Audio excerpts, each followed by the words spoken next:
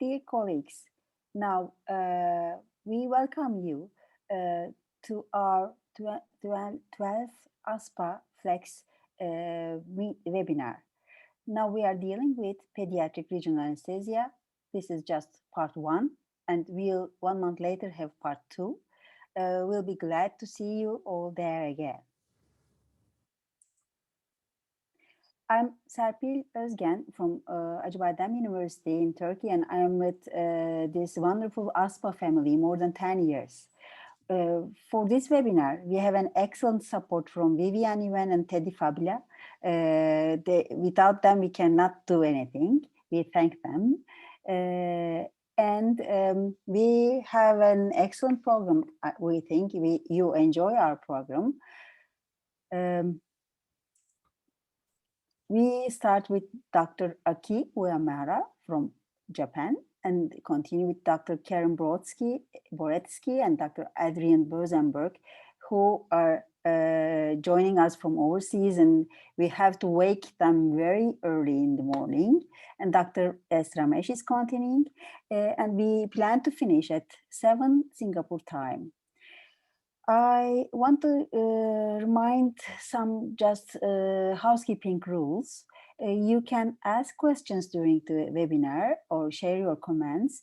You can send in your questions and comments via the questions and answer session. Please remember that chat and raise hand functions are disabled. Our moderators will highlight your questions to the appropriate speaker during the panel discussion, and some questions will be answered by text with appropriate speaker in questions and answers session. Certificate of attendance will be automatically generated and forwarded to those who submitted the post-webinar survey, and this will be forwarded tomorrow at 5 p.m. Through email.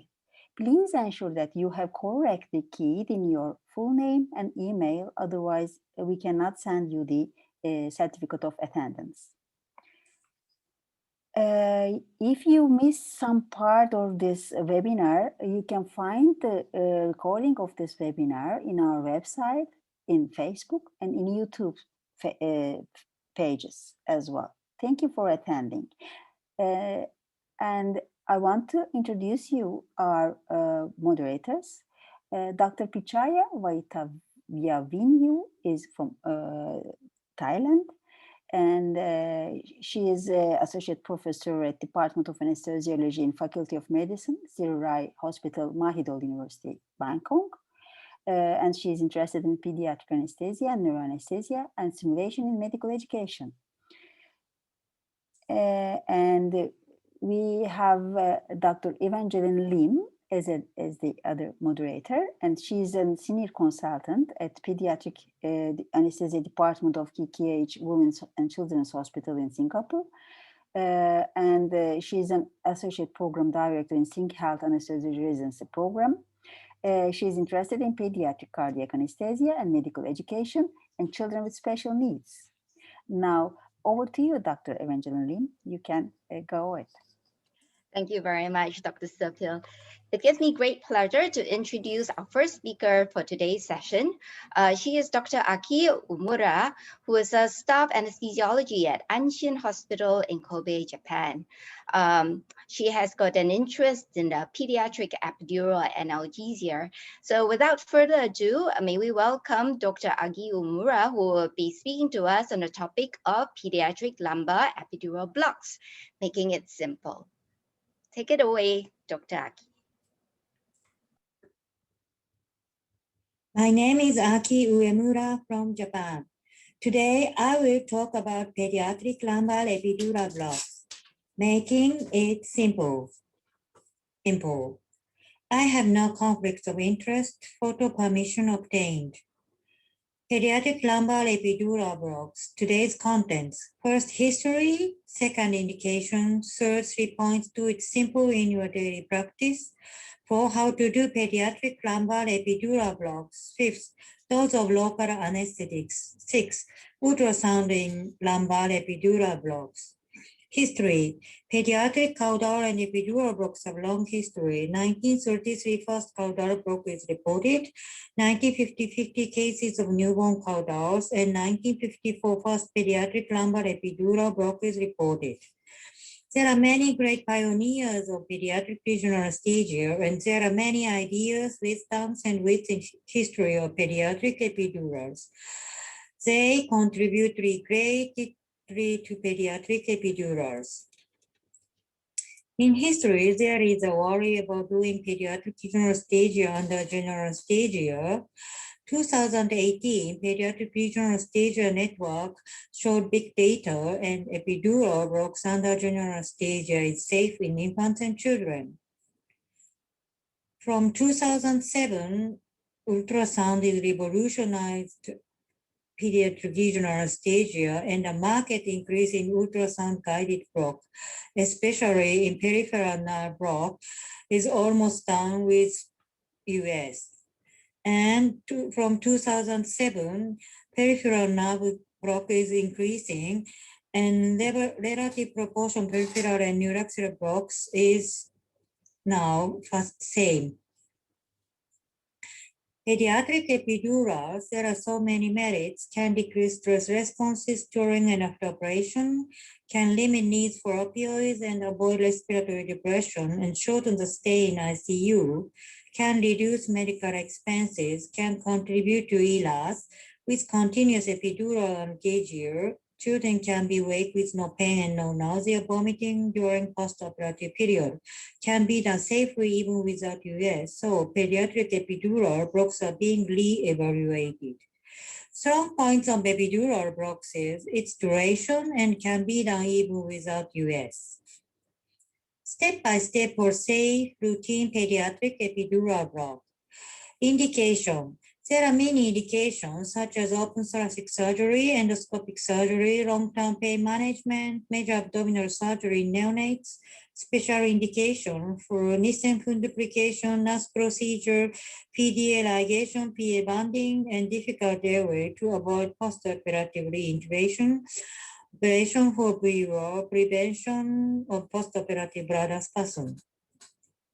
Major abdominal surgery in neonates with epidural analgesia can reduce opioid consumption, lower pain scores, expedite tracheal extubation with continuous epidural after abdominal surgery is associated with lower postoperative opioid exposure in ICU infants. And 2012, requirement for PICU is reported with epidurals. It's very low, 37% compared to with morphine, 88%. Major abdominal and thoracic surgery in neonates such as congenital biliary atresia, diaphragmatic hernia, esophageal atresia, gastroschisis, omphalocele, pyloric stenosis. With epidurals, after those operations, babies can extubated almost in operation room, and enhancing recovery after those operations with epidural analgesia. Nissen fundoplication is almost cerebral palsy patients. They are already almost preoperatively respiratory depressive, so we have to avoid also postoperative respiratory depression. There is a report in 2013, perioperative pain management children with cerebral palsy, comparative efficacy of epidural versus systemic analgesia protocol.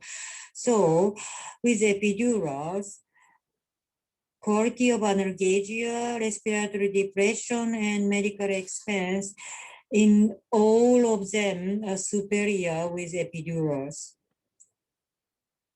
NAS procedure is very painful procedure. So, and post-operative, they have to stay in bed to avoid pectoral spur deviation, and almost children are preschool infants.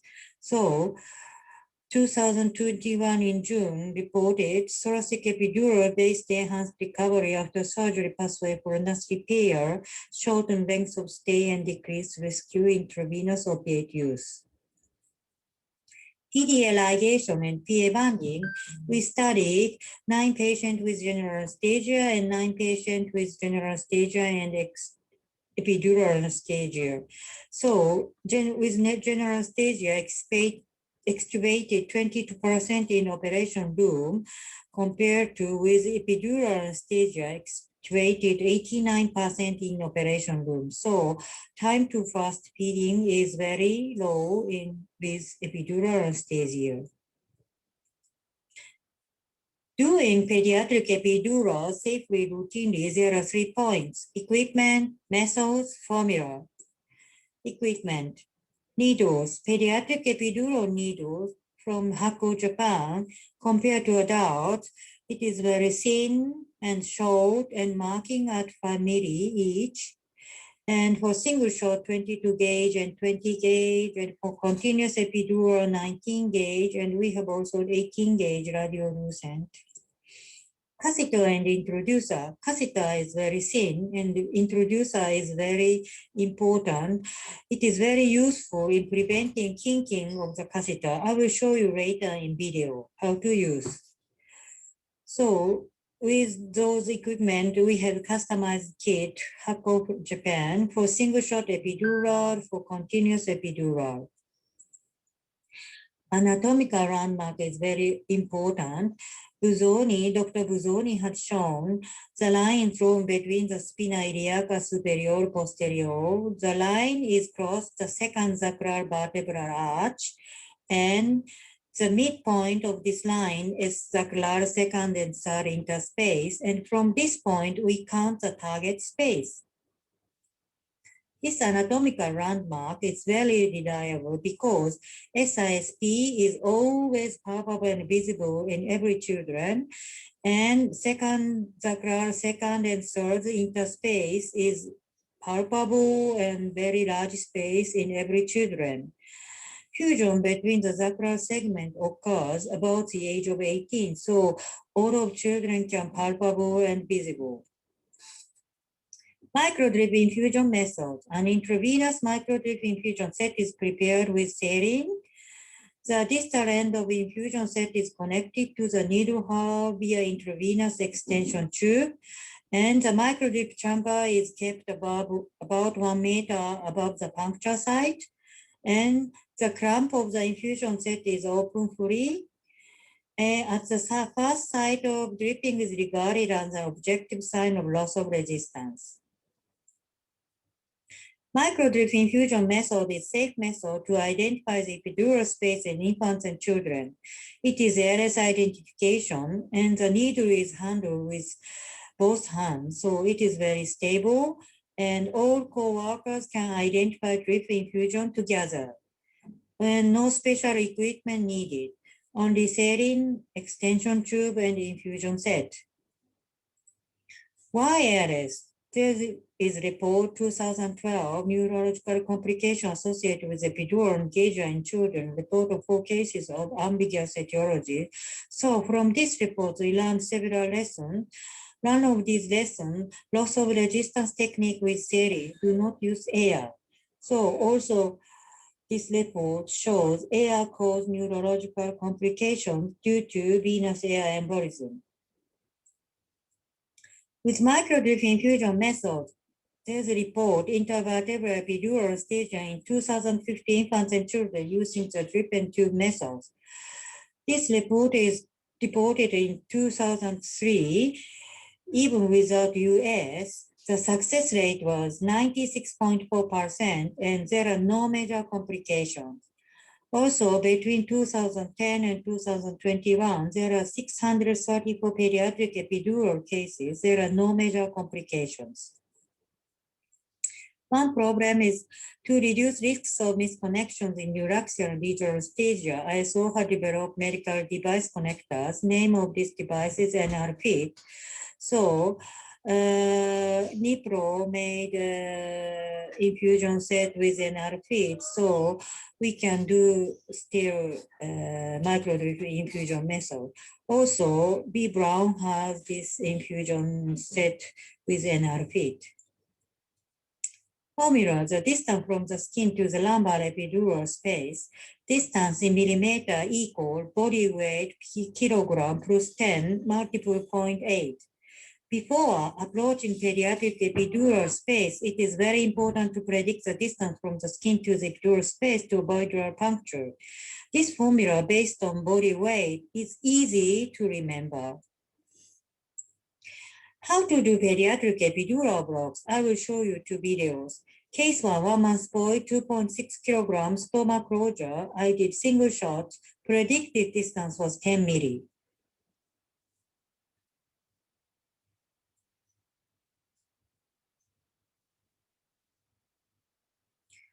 Mark between lateral second and third, and from here count target lumbar space.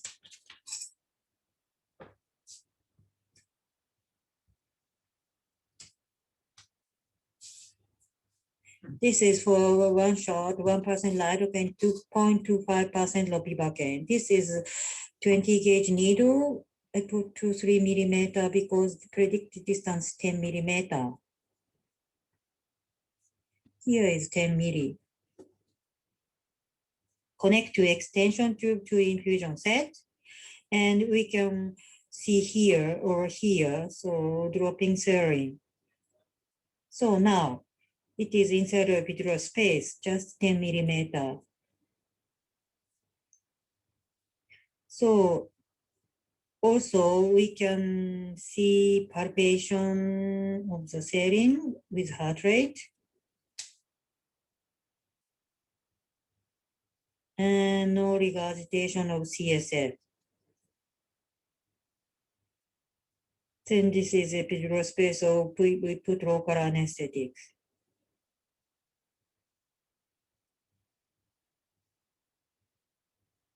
So pull off the needle and put simple bandage.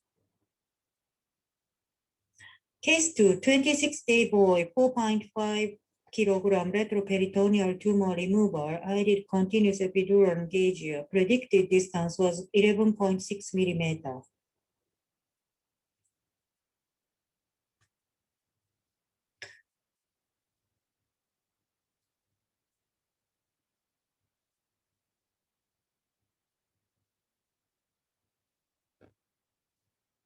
So again, mark at sacral second and third, and from here count lumbar space.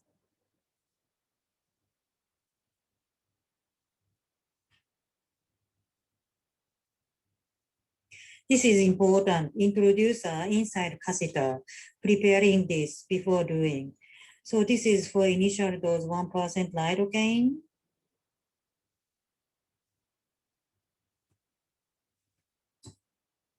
And this is 19 gauge needle. I put 2-3 millimeter.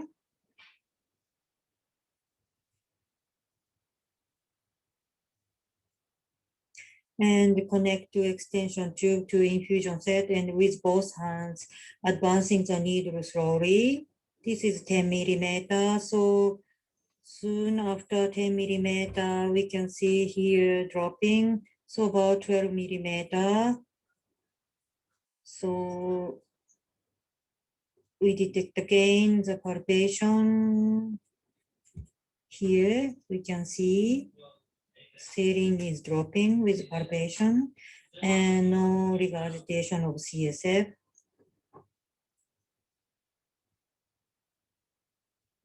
Put initial dose of local anesthetics. And here very important, introducer and only catheter is kinking. So with introducer handing and the catheter is advancing very smooth. So it's enough, then pull off the needle and connector, put connector and pull off the catheter. I put about 5 centimeter inside. And fixation with sterile strip and Tegaderm. And in supine position, we put local anesthetics from connector. It is very smooth, so no kinking of catheter. So this is end of surgery. So we extubate this patient. He is very calm and still. And we check he's moving and feet are also moving. And checking vital signs, it is very stable. So go back to work. So fixation of epidural catheter, this report from Furan to neuraxial nerve blocks complications are almost related to catheter. So we have to care about fixation. So I show you in video, we put Tegaderm, sterile step in Tegaderm. Now we put after sterile stop strip, glue for medical use, Aron alpha by Sankyo. So then after we put Tegaderm or Sobaview tape, and this is very feasible and fixed nicely, and we have no leakage. Dose of local anesthetics for epidural blocks. This is recipe for epidural blocks. Single shot epidural analgesia. I mix 1% lidocaine, 2% ropivacaine, same dose for early onset and long duration. 0.5 milliliter per kilogram, maximum 15 milliliter. For continuous epidural analgesia, for initial dose, 1% lidocaine, 0.5 milliliter per kilogram. For maintenance dose, 0.25% ropivacaine, 0.25 milliliter per kilo every 60 to 90 minutes. For post-operative dose, 0.2% ropivacaine, 0.25 milliliter per kilo per hour, no adjuvants, including opioids. I studied quality of analgesia and side effect with and without adjuvant. So with fentanyl, quality of analgesia was same, but side effects, palm or itching were increased with adjuvant. So this was same boy. This time he had only local anesthetic, and with fentanyl, he had so strong nausea and vomiting. US in pediatric epidural blocks. Even we can observe many things with US, need several hands, and there are small space with US, and not every institution has US. There are many institutions US are not available. So this is take-home message, points on safe routine pediatric epidurals even without US. Equipment, needle, catheter, introducer. Method, microdrip infusion method. Calculation of the distance from the skin to the epidural space. Always consider the risk-benefit balance for each cases, and never try pediatric epidurals without prior good experience in adults.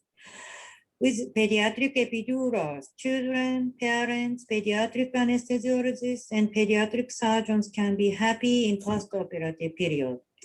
This is my last slide. Two of my sons had operation under general anesthesia, endoscopic surgery. One had epidural analgesia, and the other had TAP.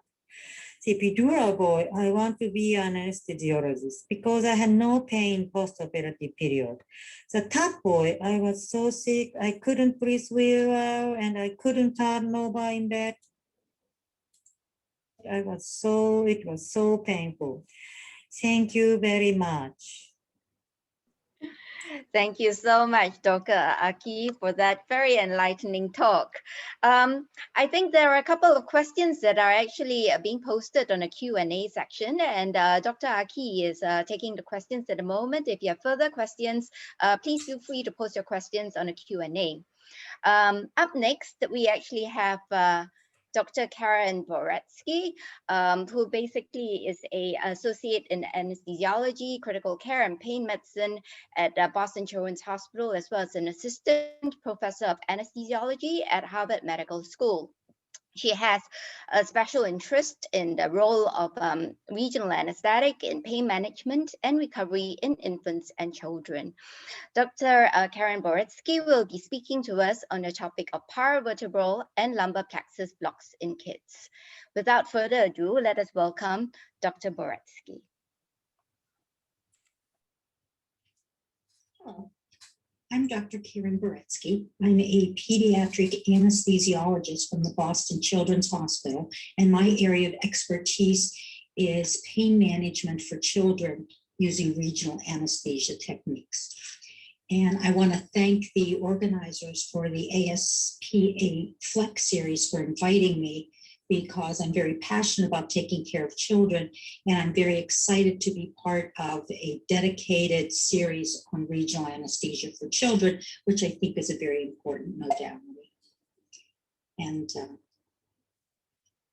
I don't have any disclosures to make. Nobody pays me to be here or say anything.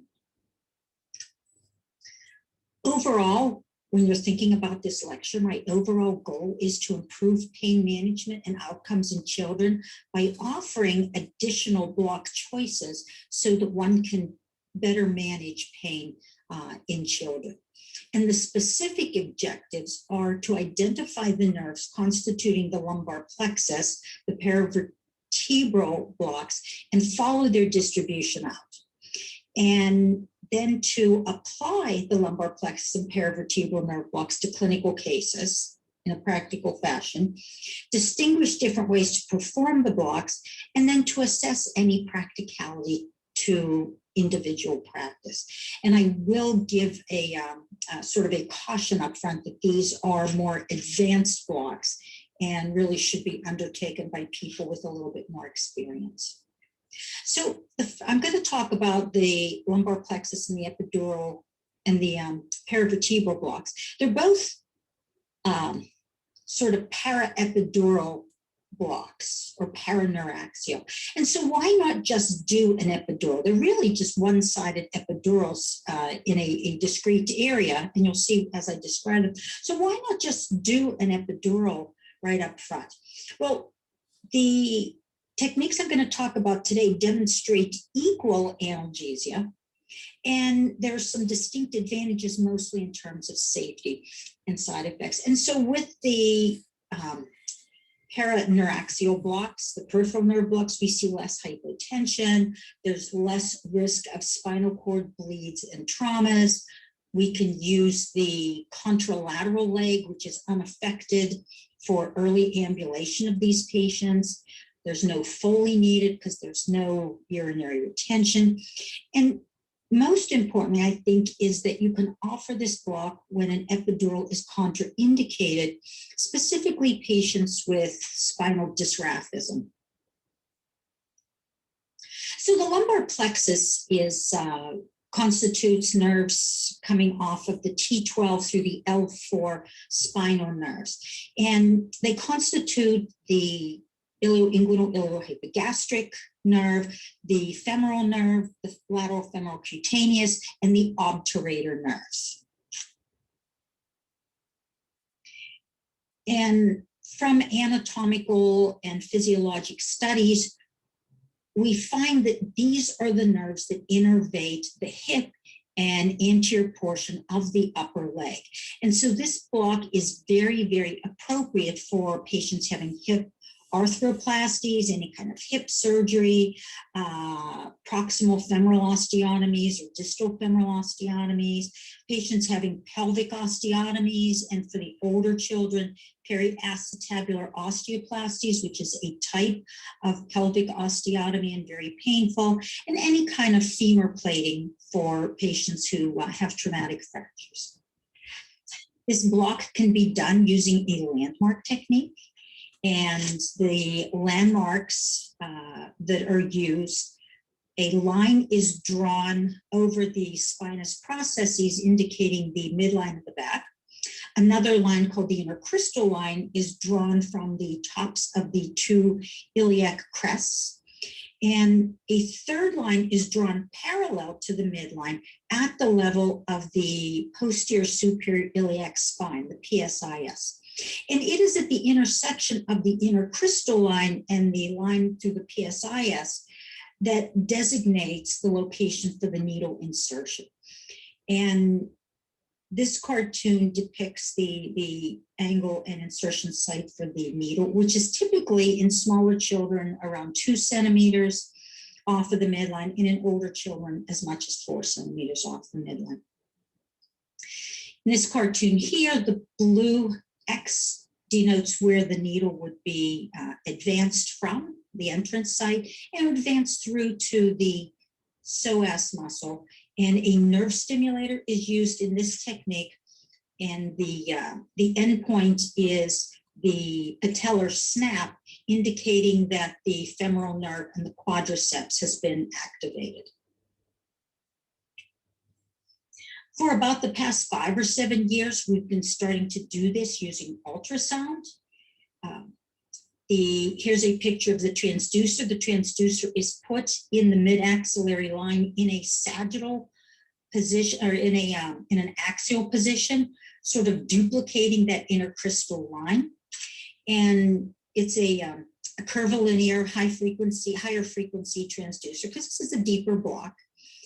And the picture that one looks for here, the landmarks are the vertebral body, which comes off as a very hyperechoic bone of the vertebral body, the hyperechoic transverse process. And you know this is bone because you see the acoustic dropout below it. And these are your two main landmarks. And the third main landmark is the psoas muscle, which nestles in the little seat, in the little chair formed by the transverse process in the vertebral body. And these white hyperechoic sort of strands in here, that represents the different nerves of the lumbar plexus. And for completion, the QL muscle is up here, completing what some people refer to as the clover leaf sign. And here's the 3 leaves of the clover leaf. This is the erector spinae back here. And again, here's just a cartoon sort of showing a little bit more crisply and labeling the different structures that we would be interested in. The recipe for this, once you advance the needle, again, we advance the needle using nerve stimulation, looking for the patellar snap, indicating quadriceps femoris and femoral nerve activation. And the recipe for this is to use a smaller needle for children less than 20 kilos, so a 5-centimeter needle, and for those older children, a 10-centimeter needle, those larger children, 10-centimeter needle. The transducer can be a linear transducer in the smaller children, again, less than 20 kilograms. And in the larger children, if they're greater than 20 kilograms, then you really want to use a curvilinear in that intercrystal line. The local anesthetic that we use is typically a long-acting amide, such as ropivacaine or bupivacaine, and the dose is 0.3 to 0.5 mLs per kilo, using bupivacaine 0.25% or ropivacaine 0.2%. I just want to point out that for more painful surgeries, which most of these hip surgeries are, this is typically done with a catheter technique, and the catheter can be run for 3 or 4 days up on the floor with rates of 0.2 milligrams per kilo per hour. And this can be done if there's bilateral surgical trespass, can be done as bilateral catheters. Again, with each side, 0.2 milligrams per kilo per side per hour. We looked when we started doing this technique, my group in Boston looked at our results, and we found that using the ultrasound approach as I described, we had very good success. We followed 21 patients early on in our experience, and we found that we blocked the femoral nerve in 20 out of 21. We achieved successful sensory block of the lateral femoral cutaneous in 19 out of the 21, and there was one sort of blatant failure. We were able to identify the landmarks that we were looking for, the transverse process, the vertebral body, and the psoas muscle in 21 out of the 21 patients. So the landmarks were easy to identify. In the patients who had the lumbar plexus blocks, the opiate use intraoperatively was very modest for the degree of trespass of the surgery. And in the post-anesthesia care unit, again, less than 0.1 milligrams per kilo of morphine equivalent, 0 to 12 hours, 0.06 milligram per kilo morphine equivalents, and the 12 to 24 hours, again, 0.06 milligrams per kilo during that period. Again, very modest opiate consumption, and the pain scores were predominantly in the moderate to low range, with one child reporting high pain scores, and that was the one child where we had the block failure. So let's move on to paravertebral nerve blocks. The paravertebral nerve blocks are used to cover the thoracic dermatome, so it'll cover from T2 all the way down to T12.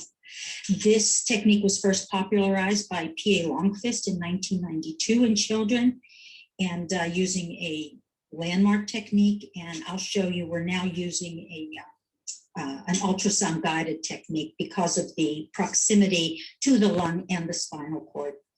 But the paravertebral space targets the spinal nerves after they leave the epidural space and come out as the through the sleeve, and right behind the transverse process, at about the level of the lateral vertebral body, there's a real space that you can inject into.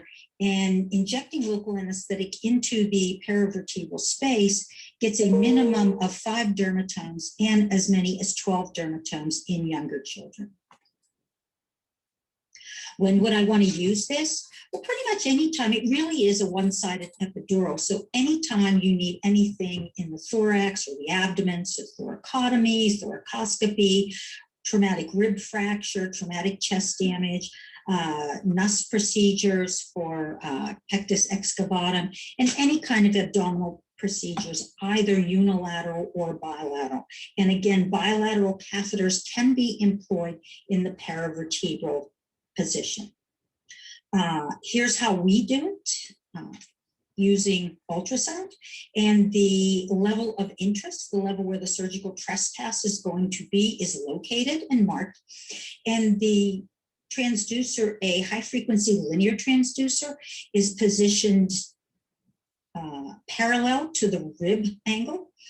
And the landmarks that you look for here, it's all about landmarks. The landmarks that you look for here is the pleura. You can typically identify a moving pleura. Here's the transverse process, which is sort of like a thumbs up sign, and the internal intercostal membrane attaches it's the extension of the internal intercostal muscle, and attaches to the bottom of the transverse process. And the paravertebral space is right underneath the internal intercostal membrane, this membrane here. So this next slide shows the progress of a needle being put into this space.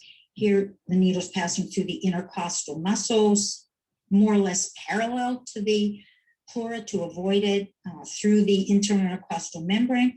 And with the injection of local anesthetic, the pleura is displaced, and that typically indicates that it's going to be a successful block, because the pleura is the posterior part of the paravertebral space.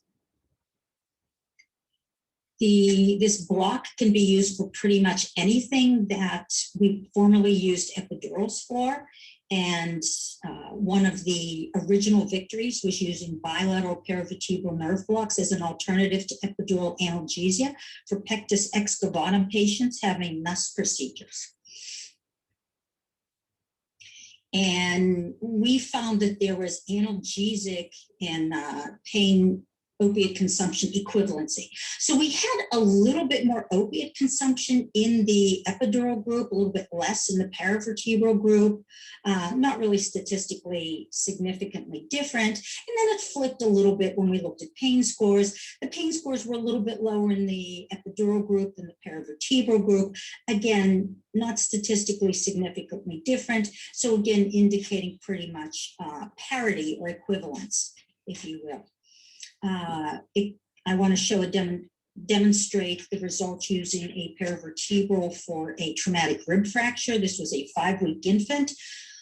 There was difficulty weaning the infant from the ventilator. When the fentanyl would be weaned, the child would become tachypnic, hypertensive, and tachycardic, and splint and desaturated.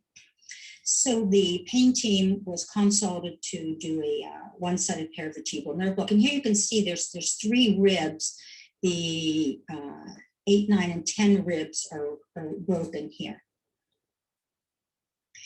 And a one-sided paravertebral nerve block catheter was placed and bolused. And after the catheter was bolused, 5 minutes later, the heart rate dropped down. The child became more tranquil, more quiet, and we were able to wean the baby off the ventilator within 6 hours, and attributed this to the presence of the paravertebral catheter. One of the main indications are thoracotomies in children and infants, and the esophageal atresia babies, the babies with the cysts in their lungs. We reported using the paravertebral nerve block catheters unilateral in this age group. And we found that the patients we compared it to historic controls and found that we use less than half as much sedation in the form of benzodiazepines, and exactly half as much, cut the opiate use in half using the paravertebral nerve blocks. As such, we were able to wean our patients faster and get them out of the intensive care unit. Here our babies spent 40 days in the ICU if they had a paravertebral catheter, compared to 71 days if they didn't have the paravertebral catheter. So again, the comfort level also translated into economic success, getting the kids out of the operating rooms. There's always been a question about the safety of paravertebrals. It's a little bit nerve-wracking watching the lung back and forth, which is one of the reasons we've transitioned to doing this block under ultrasound guidance. But here's a report of almost 2,400 paravertebral nerve blocks, of which over 600 were catheters, almost 2,000 were single injection blocks, a wide range of patients, 1 day to 17 years, 1.8 kilos up to 139 kilos. And there was only one case of local anesthetic systemic toxicity. A baby got a chloroprocaine bolus and ceased for 40 seconds with no change in care. Again, so we felt that even with these small numbers, that indicated some degree of safety. So I'm getting to the end of my 20 minutes.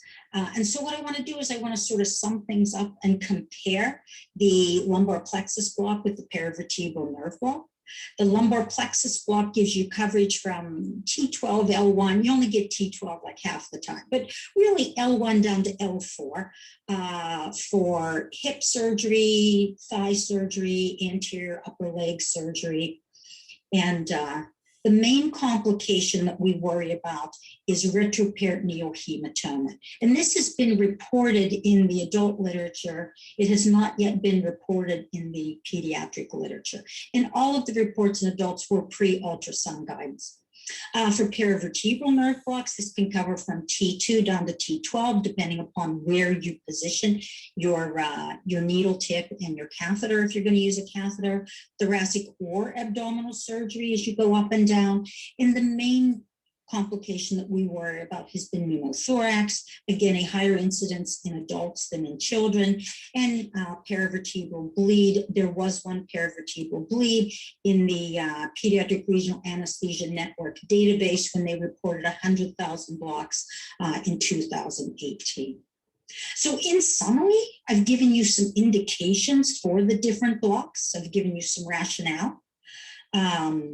These are both fairly expert blocks. So I'm going to caution those without a lot of experience to learn from someone with experience. Dr. Rosenberg will present some alternatives in the next lecture. Bilateral nerve blocks can be performed for surgery that crosses the midline. Dosing guidelines must always be observed. 0.25 milligrams per kilo of bupivacaine or ropivacaine, and infusion rates of 0.5 milligrams per kilo. And I want everyone to remember that this is always part of a multimodal process, and that anti-inflammatory pain medicines such as paracetamol or non-steroidals need to be included. So I believe that there will be questions at the end of the session. So I want to thank you for attending.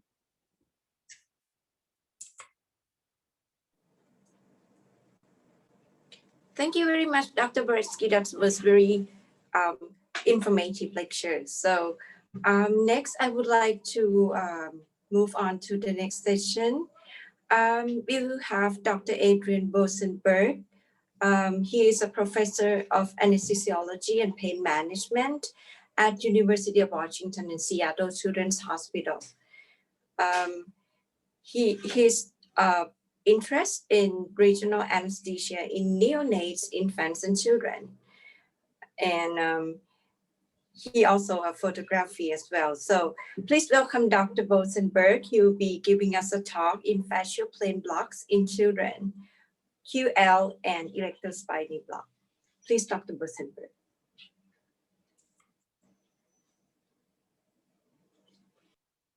Thank you for that kind introduction, and thank you for the invitation to speak at this ASPA-FLEX number 12. I'm going to be talking on fascial plane blocks, which is an extension essentially of the paravertebral blocks that Kieran Baretzky has just spoken about. I'm going to focus on erector spiny blocks and also the quadratus lumborum blocks. These have become very popular in recent times. And just before I continue, I have no actual or potential conflicts of interest, but like Karen, I am very focused on regional anesthesia in children. My plan is to outline the concept of fascial plane blocks, which has become made possible since the advent of ultrasound. I want to describe the anatomy that delineates the spread and maybe the reason why the block may fail because of the spread within these tissue planes, and then to end up with to suggest some possible indications, suggest some dosages, and review the complications of these blocks. So regional anesthesia has progressed from landmark techniques through the use of nerve stimulator, where you could only use them particularly in children, where there's a motor component of the nerve. With ultrasound, our accuracy is improved. We use much lower volumes and fewer complications. But ultrasound has also allowed us to develop innovative techniques, amongst which are the tissue plane blocks. Now, as the TAP block was one of the first to be described and is a very useful block. And essentially the quadratus lumborum block is a posterior TAP block, which we'll outline shortly. And then the erector spiny block, which is made possible by the use of ultrasound, was a serendipitous finding, which I will explain shortly. Now, this diagram is a diagram showing you the spinal nerves. And the spinal nerve divides into the posterior and ventral primary rami, which are shown here. So they divide, and the rami communicantes comes off the branch of the ventral rami and feeds the sympathetic ganglion, which means there can be a visceral component to the block. And that's shown there. The dorsal ramus travels through the erector spiny and branches into the medial and lateral posterior cutaneous branch, whereas the ventral ramus travels anteriorly deep to the intercostal muscles, gives off a lateral branch, which then goes into posterior and anterior component, and then terminates into the anterior cutaneous branch. So essentially, if you're doing a TAP block, you need to be posterior to this in order to get these two branches of the nerve blocked. Looking at it in a different way, we have a diagram here of the Rectus Spiny muscle shown here in the three components, the latissimus dorsi, the quadratus lumborum, and the psoas major, which is what Karen was referring to earlier. Now, these muscles are all surrounded by different fascial planes. The posterior thoracolumbar fascia encircles the erectus spiny muscle and also the latissimus dorsi. The anterior thoracolumbar fascia goes anterior to the quadratus lumborum and also spreads anterior to the psoas major. And then the transversalis fascia extends posteriorly and joins the anterior thoracolumbar fascia. So depending on where you place your local anesthetic will determine how the local anesthetic is spread within these tissue planes. And subtle differences in the placement can determine whether there's success or failure. On the right-hand side of this diagram, you will see the quadratus lumborum approaches. Now, there have been many names given to quadratus lumborum, ranging from QL1 to 5, but I prefer the anatomical approach, where it is lateral, posterior, so lateral, posterior, or anterior to the quadratus lumborum. And you find the quadratus lumborum with your ultrasound probe going posteriorly to where the abdominal muscles come together basically as a conjoint tendon, and then it extends running posterior or anterior to the quadratus lumborum. So again, depending on where you place your block, or your local anesthetic will determine what block you achieve. Now, there are various approaches to all of these blocks. The different approaches to quadratus lumborum are referred to. The 4 and 5 are basically transmuscular, and I don't like to do that because there's always a risk of, when you pass a needle through a muscle, of creating a hematoma, which in itself can be more painful than the surgery. The rectus spiny muscle is, or rather the approach to the rectus spiny muscle, has there been the retrolaminar approach or the mid-transverse process approach, but these are essentially all paravertebrals by proxy. In other words, by spread. So let's deal with the quadratus lumborum block. Again, here we see the different approaches. The lateral approach, which is lateral to the muscle, posterior, which is posterior to the muscle, and then the anterior approach, which is anterior to the muscle. Others have gone through the muscle and use different approaches, which I don't like to. Essentially, you're achieving the same block. Here is an ultrasound showing the so-called Shamrock sign, which is the quadratus lumborum in the one leaf, psoas major, and the erectus spiny muscle. Now, you need a little bit of imagination, and my imagination is not particularly good, but here's the quadratus lumborum, here's the psoas major, which you're going to use as the approach to the lumbar plexus block, and here is the erectus spiny muscle. And of course, here are the three layers of the abdominal wall. So again, your approach is lateral, anterior, or posterior.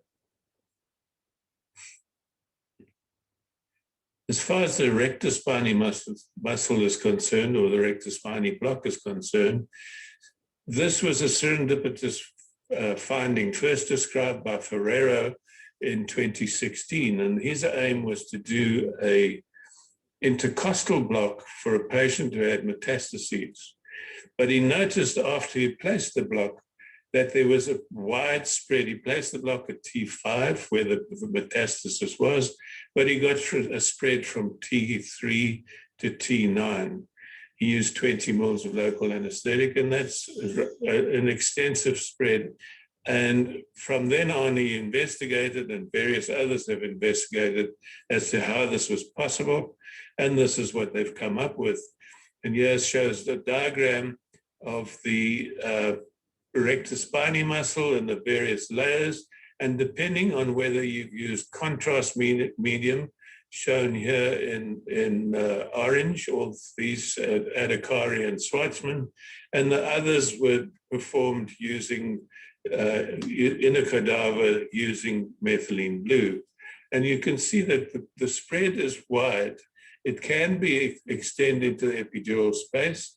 And if you do it bilaterally, you basically can do an epidural and have the same components of the block of an epidural. Ivanusic was not as successful, and he essentially just got an rectus spiny posterior to, or rather anterior to the rectus spiny, getting the posterior cutaneous branches. So it seems that depending on the volume that you use or the placement of your local anesthetic will determine what block you accomplish, or the spread that you accomplish. So turning back to the anatomy, the rectus spiny muscle extends from the sacrum and the lumbar spines all the way up basically to the base of the skull. It consists of three groups: the spinalis muscle, the longissimus thoracus muscle, and the iliocostalis muscle, which you see the three components. So depending on where you place your block will determine which of these components of the rectus spiny muscle you are placing your local anesthetic deep to. But essentially, it's a component of the rectus spiny muscle. And so as long as you're placing it in the right tissue plane, you'll achieve a successful block.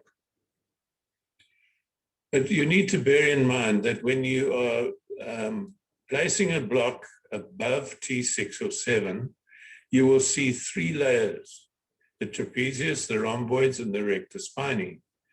The rhomboids extend down to T6 and 7, and below that, you will only see two layers of muscle, the trapezius and the rectus spiny.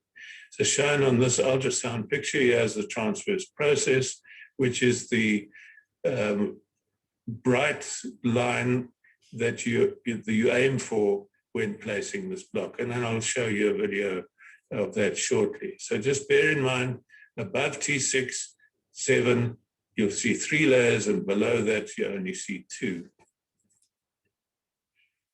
Here's a cadaver study that Sebastian Governor did for me and published recently in the Regional Anesthesia and Pain Management. And this is in a neonatal cadaver, a fresh specimen, so there was no preservation. The contrast medium was placed by an experienced anesthesiologist. And you can see here, external to the ligamentum flavum, there's spread of local anesthetic. You reflect back the dura, and you can see the spinal cord is also stained.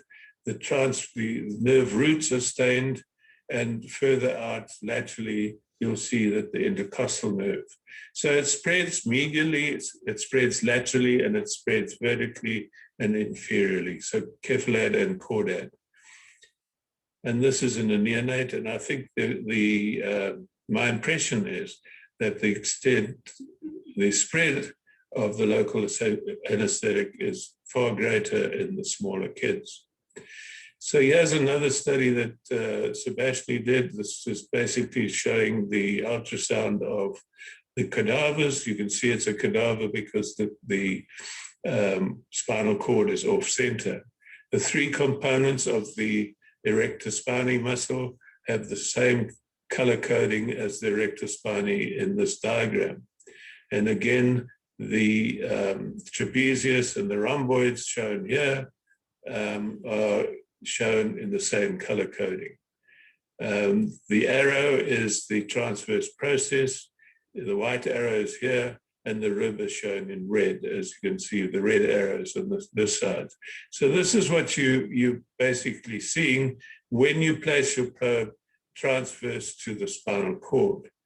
I use this to determine the position of the transverse process, and then I rotate it into a sagittal plane so that I can then see the transverse process as you see in this video. So here's the transverse process. Here's our needle that is basically reaching the transverse process and is deep to the erector spiny muscle. And here's a little video which I can show you. As you inject, you can see the spread of the local anesthetic. What I like to do is introduce the needle and follow further up so you get a greater spread. So that's basically what you're looking for. And this is a 27 gauge needle, which we use in small babies. So the advantages of the erector spiny muscle, or the erector spiny block, is that it's very simple and easy to perform. It's safety, because it's much safer because it's distant from the spinal cord and the pleura. You heard Karen talk about the potential for a pneumothorax as you penetrate the pleura. That's very difficult to do using an erector spiny block. The applications, you can use it anywhere in the thorax, the abdomen, the neck, and it's also been used in patients where an epidural is contraindicated because of the coagulation that's been used in liver transplants, cardiac surgery, and almost every day that when you open a journal now, you find another indication. But this is our experience that we did over almost a 2-year period, a 1.5-year period rather, 164 children. The mean age is 5.2 with a spread from 2 to 19 years. The majority of these blocks were placed within less than 10 minutes. We had an arbitrary cutoff of using 0.25% in the kids below 10 years or 0.5% in the kids older than 10 years. We always place it with epinephrine to reduce the potential uptake. If we're doing a unilateral, we use 0.5 ml per kg, give or take 0.2 ml, or if we're using bilateral, we'd use 0.3 ml on either side, so a total of 0.6. We've also calculated in the small group of patients who were all having the same procedure, of which was a gastrostomy rather. We calculated that it was roughly 0.1 ml per kg per dermatome in these infants. There have been many more publications than this. And at the time, there had been 33 publications, 128 kids. There were only 2 randomized control studies, and these were basically done on inguinal hernias. So why and when would these be useful? As I've said, thoracic and abdominal. When epidural is contraindicated, when there are issues with the spine, whether they've had spinal fusion, it may be a little bit more difficult to outline the anatomy using ultrasound, but that has been used. There's a potential to use it in coagulopathies. You can use it when you can't do an epidural, or if the epidural has failed, or a paravertebral block has failed. Parents sometimes are fearful of neuraxial blocks, so we can use it in that situation. And it's become very popular in trauma to place it for rib fractures, because the advantage is that you get a broader spread and you can achieve a block for a number of ribs that are fractured. And it's been used in acute post-surgical pain, trauma pain, and even in chronic pain situations. So when you look at all the blocks that have been spoken about today, the rectus spiny There's been one pneumothorax, and that was in an adult patient, none in kids. Epidural is the risk, obviously, we are concerned about the potential for bleeding or even cord infarction. And so a lot of people are swinging away from from epidurals. The paravertebral block is the potential for pneumothorax. The QL block, there have been two hematomas described. Both of these kids had renal failure and therefore had a coagulopathy. So you have to be a little bit wary about using QL in this situation. The bottom line is the coverage is somatic and visceral in both the Rectus Spiny, epidurals, paravertebrals. QL, possibly there's a visceral component, but the TAP block, there's only somatic. It seems also that the closer you are to the spinal cord, the longer the duration. And this may be because we are, there's a depot in that area where it is slowly absorbed. But I can't vouch for that. So in conclusion, I hope you have a better understanding of the fascial plane blocks and the anatomy that delineates the spread of these blocks and the indications, dosage, and the complications that may occur. This is a controversial block, and in a recent publication this year in the Regional Anaesthesia and Pain Management, the PA Longquist, who Karen referred to, is very keen on paravertebral blocks. And both he and Minaj Komakar don't believe that this is a block of the future, that it's a passing fad that they believe. But I just put that there for you. I find it a very useful block, and I'm happy to answer any questions, and I thank you for your attention.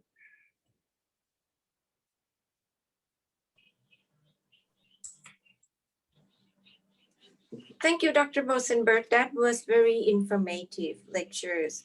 And all these blocks really useful in patients who have extensive surgery but may have contraindication to neuraxial block. Okay, so let's move on to the last one. So we will have Dr. Ezra Mage. We'll be talking in the topic of spinal block in kids. I understand that we do spinal block every day, but in the adults at most. So Dr. Ramage is a senior consultant pediatric anesthesiologist at Kanchi Kamakoti Child Trust Hospital in Chennai, India. He also a pediatric anesthesia fellowship course director. He is interested in teaching and training, and also in pediatric airway and pediatric regional anesthesia.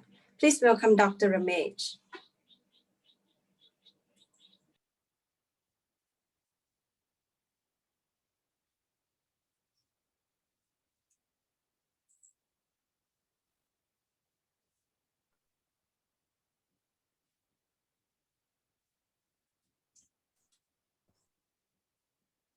Good afternoon, good morning, and good evening.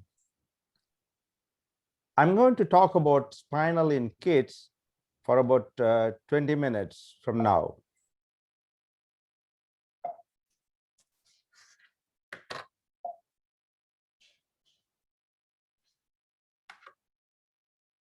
Actually, I from probably from the March 2020, is about 1.5 years. I've been in a lot of webinars, and I've conducted webinars, and many of them they'll have a trial run, and that trial run they'll test only the audio, sometimes the videos. But what happened now is they had a practice session sometime in 30th May, and then there was a practice session on June 13th, and not only they just checking, they also asked me to speak. I never thought they're going to ask me to speak, and they also asked me to speak about 15 to 20 minutes. And I'll tell you here, Dr. Serpil is a taskmaster. Not only she is a taskmaster, you can imagine Dr. Ushali and Rebecca joining them. And in that practice session, I was really very tensed up. But I think after 2 sessions, I'm become really better. And thank to Dr. Masao to sending this beautiful webinar picture. The disclosure is that my experience of spinal, one second, please.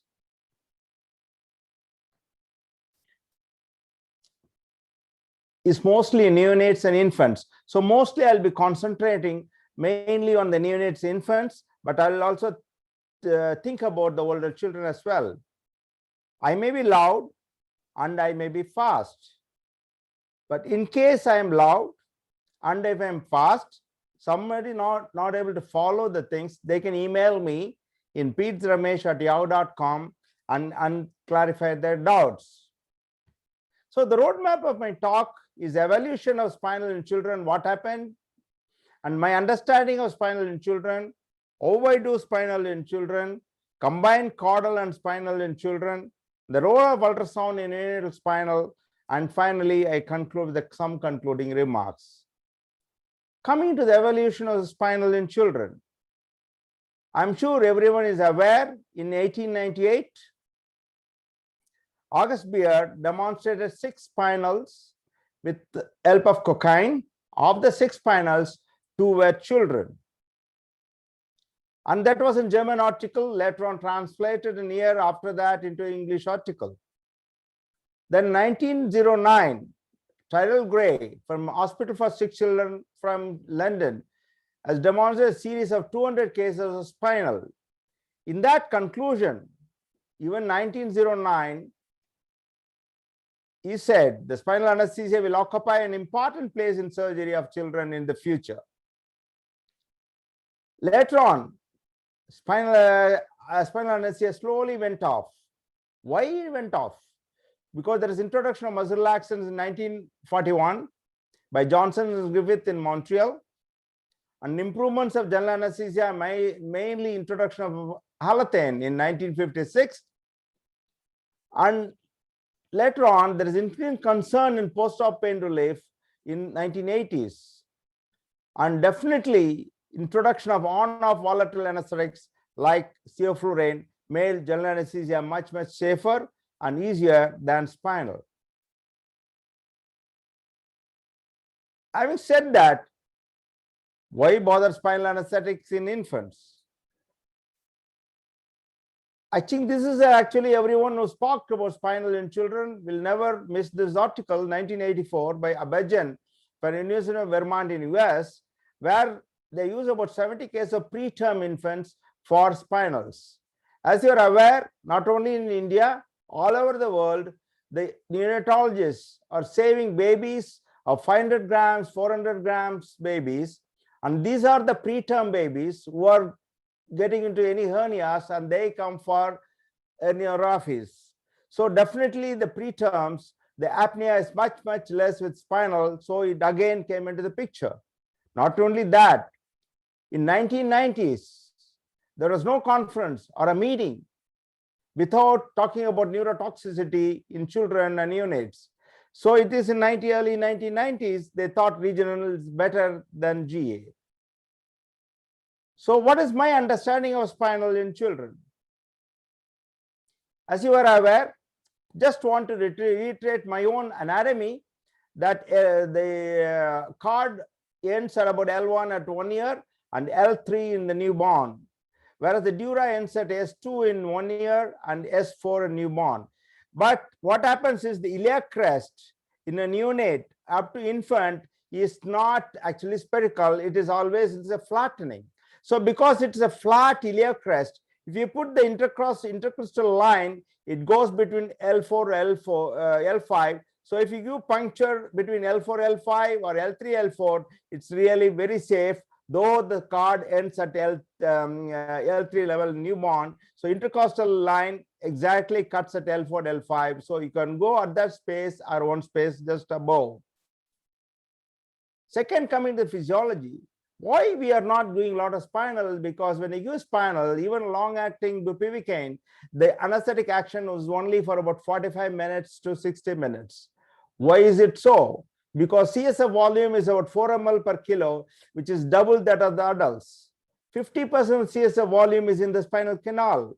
There is high vascularity of the children's spinal cord, and because of high cardiac output, mainly because of heart rate, all these things makes the circulation faster and absorption faster. So though if it is a long-acting local anesthetics, it acts only about 45 minutes to 60 minutes. And biggest advantage in children giving spinal or in epidural is because of the immature sympathetic nervous system, there is less pooling, so less hypotension. And we're all thinking in adults of post-spinal headache, and more very less of post-spinal headache has been reported in children. Either they have not been reported or incidence is very less. The lowest, youngest age which has been reported is 23 months by Koki from National Medical Center at Columbus. The second, want to give spinal asleep or awake? Does it matter? There's a big study in the given the regional anesthesia pain medicine in 2014. I think that Adrian Rosenberg, Suresh from Chicago, Polinar now from Seattle, and Crane from Stanford, all of them have got an article about whether to want to give asleep or awake. The conclusion of this particular article is that the practice of placing blocks in anesthetic patients should be considered both safe and should remain the prevailing of standard of care. The same article from Dallens and Albert from Canada has written about asleep or awake, rethinking the safety. The conclusion of this article is that both asleep and awake are safe. Actually, this is the picture. I took it from one of the newsletter where they were giving an lower abdominal surgery with a spinal anesthetic with the help of a pacifier, and the surgery is being done. I'm not sure. I tried the same thing in India. I'm not sure whether there is a cultural difference between the two people. Very difficult to keep the child quiet. Not only that, the surgeons, if the neonate moves the limb a little bit this way, that way, our surgeons are very impatient. So, beautiful article. Then I realized why the child is so quiet after spinal. Then I found there is a beautiful article, sedation during spinal anesthesia in infants. In that article, there is one concept, what is called deafferentation. So when you give a spinal anesthetic, there is a decreased sensory input into the brain. Because of this, there's some sedation. I have seen a couple of reports of giving spinal anesthesia for an MRI without any sedation. So what is the lesson in this is that when you give us a spinal anesthesia, the sedative effect is there. Please be careful when you are want to give any other sedation. Not only that, there is a beautiful article by Wright in Complication during spinal anesthesia in infants. In that particular article, one of the things says that because of the sedation effect and prolonged sedation by all sedatives in newborn, all spinal anesthetics and infants should be admitted at least for 24 hours. Okay, I talked little about what is the history, how the spinal came, then GA came, and then gone back to the spinal because of preterm. Then I asked why the spinal anesthetic is short acting. Then you want to give a sleep or awake. I prefer an asleep, but if you want to awake, if you're happy to do it, you can do an awake. But even if you give spinal, I feel 24 hours admission is needed. Coming to the position, there are many, not controversy, personal likings. I think many of the pictures in the pediatric anesthesia book are put in a sitting position. Somebody is holding their neck and then you give in a sitting position. But you can do it, be very careful. When you put it in the sitting position like this, then we don't flex the neck. If you flex the neck, it's not the respiratory obstruction will come, the child will become apneic. So you must keep it straight and you must hold it properly. I prefer in the left lateral recommend position because we have been trained in lateral position and I've been using for last about 25 years with the lateral position. I am very comfortable with the lateral position. There are many articles that sitting position increase the diameter of the subarachnoid space.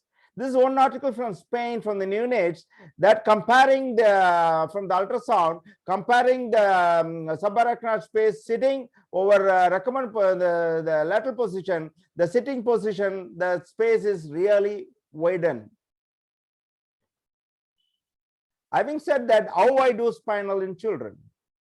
Actually, you can do whatever method you want to do. We are used to use a little bit of a sedation. I do it under sleep. Yeah, mostly with the help of a sevoflurane or whatever choice you want to do it, and keep the child on spontaneous.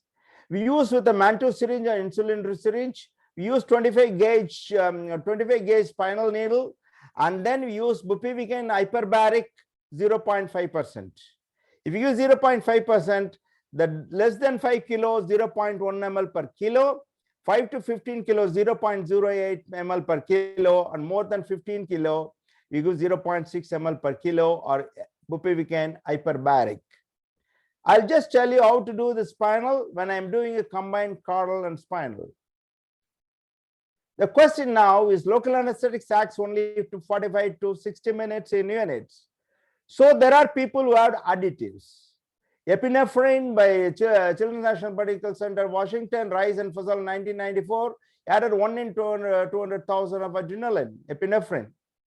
Tobias, National Children's Hospital from Columbus, added in 1998 called EpiWatch. They took epinephrine into that and then wash it and then push it out. And same in Tobias in 2000, tried continuous catheter. And Rocher et al. From France added clonidine 1 microgram per kilo in 2005.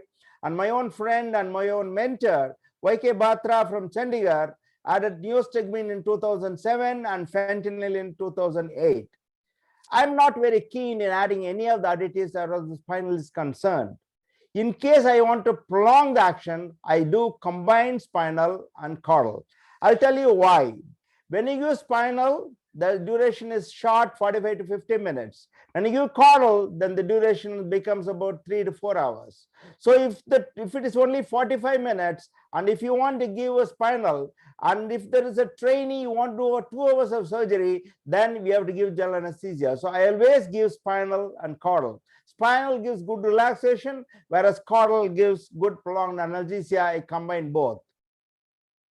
So I want to show you a small video of a combined caudal and spinal children.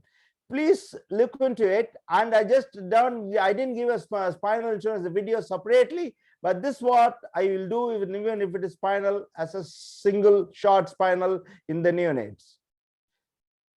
If it's a preterm, we give caffeine 20 milligram per kilo as a loading dose. The next day 5 milligram per kg as IV. When keep everything ready, and not that if you're giving a spinal regional, child may get a little apneic or hypopneic, you might give all the airway equipments which are all available, must be available. LMA, endotracheal tube, laxant, whatever is there. Either you can, it depends upon your choice, you can use induce inhalation induction or an intravenous induction. It's a preterm, if they're not intravenous line is there, not from the ward, I use an awake with the intravenous induction. This is about 5 kilo baby, 62 days. We give about dextrose with this children because they go for hypoglycemia. So what I do is you load the drug. Actually, you load about 0.5% heavy bupivacaine in Mantoux syringe and 0.2% ropivacaine in 5 ml syringe. The reason is that when you give bupivacaine settles down well, and then if you give ropivacaine, we can give less concentration for analgesia intra-op as well as the post-op. 0.5 milligram per heavy, 0.1 ml per kilo, and caudal 0.2% ropivacaine 1 ml per kilo. Here it's very important because if it is 5 kilo, you don't load 0.5 ml, you load 0.6 ml because this 0.1 ml is for the dead space for the needle which you are going to inject. I'm going to show you a video which I'm going to stop now and then explain what it is. This is the child 5 kilo baby where we have all loaded and then we take with the 23 needle. Actually in India, we don't get a pediatric or neonatal spinal needle. We use a 23 gauge intramuscular needle. The fear is that if you put intramuscular needle, you might cause intradermal dermoid. So what you do is you do what is called as a skin breaker, what you do for an arterial line. So you do a skin breaker, and then you see slowly you inject and put the needle, and you see the CSF coming. CS is coming. They attach the insulin syringe.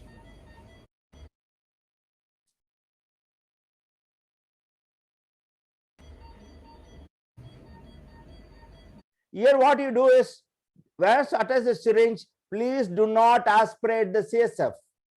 Second, do not do any barbotage. When you do barbotage, you will get increase in the level of anesthesia, higher level. Do not do barbotage, give it very, very slowly. Then what you do is here, give it slowly, and then once you have gone into the inject,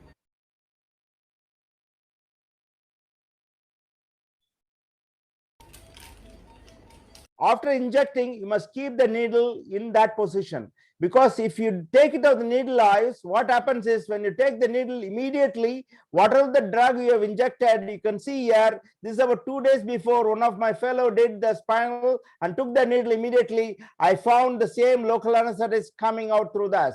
So you're giving only 0.5 ml, but if you give about 1 ml or 0.2 ml comes out, the level of analgesia and duration may be much less. After giving the spinal, in the same position, you give the caudal. Caudal is given by 0.2% ropivacaine.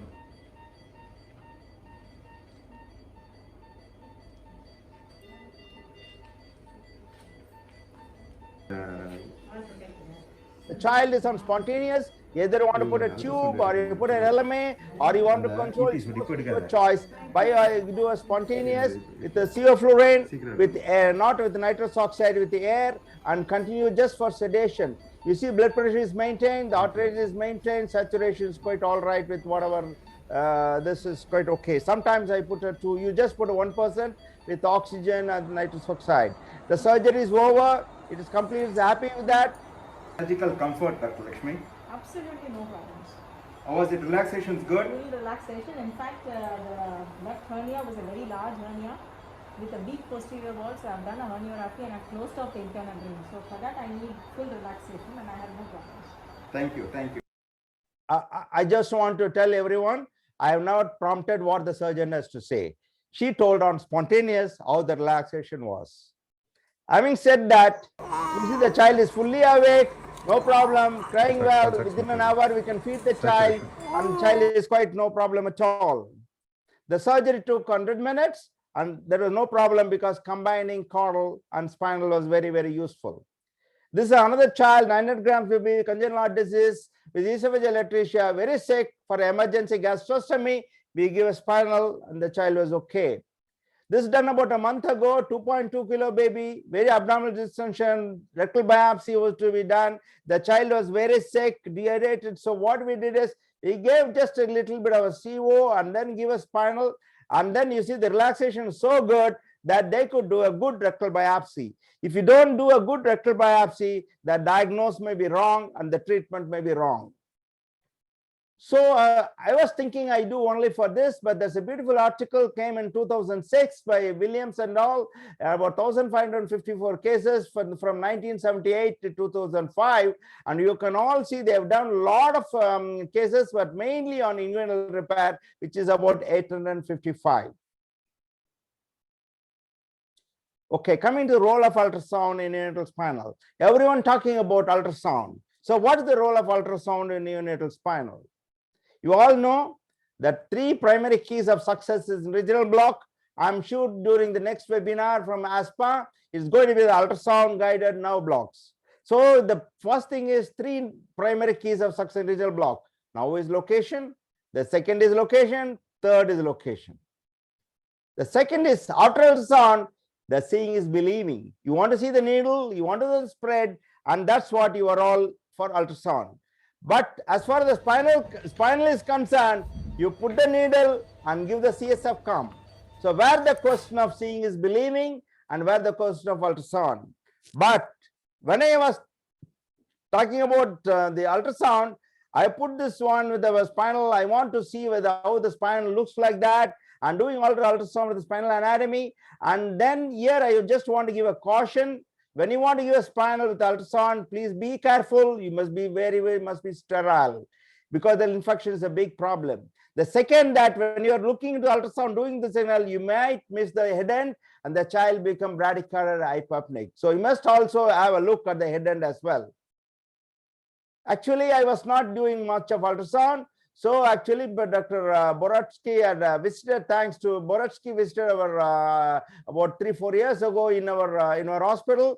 And I also wrote to her, I want to give a talk on ultrasound. So immediately sent a lot of articles, but I don't have a time. But one article is really very good is by Kieran Baretzky with Christian D. The control of this is that the conclusion of this particular article, pre-procedural screening is to know the anatomy. You might know the anatomy better.